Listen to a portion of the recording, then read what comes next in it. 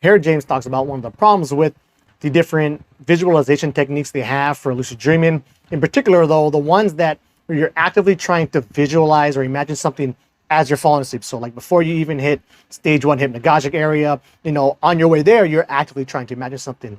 So the problem with that is by actively trying to visualize something, you're going to be engaging your brain more than it would be otherwise. And that has the very common effect of keeping you awake and making it harder for you to go to sleep. So he's saying how it's better just to fall asleep as you typically would. And then, once the hypnagogic images start coming up, or, later on when you're in a full-on dream, then visualization can really help, especially if you're like you're in a dream already. You can use visualization to influence, change, and control the dream scene that you're in. Or even, as I talk about a lot, even when you're in the hypnagogic state, you can start to introduce some levels of visualization, but I would do it more like, as in with like expectation and things like that, to influence and change the hypnagogic scene that you may be in.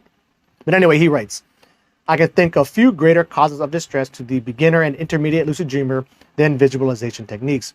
While visualization can be a useful tool for control once you're already in a lucid dream or in the hypnagogic state, it's not necessarily helpful at bedtime when used as a method to induce sleep or lucidity. Because even with the whole lucidity thing, right, if you're trying to actively visualize something before you're falling asleep, that's not going to really help you get lucid later on. Now, if you're doing it when you're already in stage 1 hypnagogic area, that's different, right?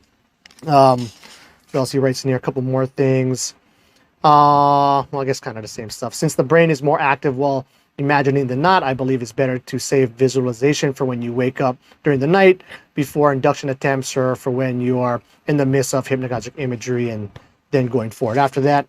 So, yeah, that pretty much wraps it up for that one. So again, just want to highlight, because I talk about it a lot on the channel, when I'm talking about my whole hypnagogic thing, there is no active visualization until you get down into it already. Then you can start focusing on the imagery, right? You're not doing that, as you're trying to fall asleep in the very beginning, because it can very often keep you awake.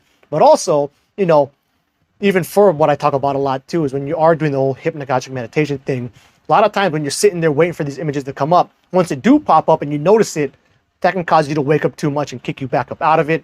Or say you already are in it, then you want to try to do what I'm recommending here and working on influencing and controlling the hypnagogic state.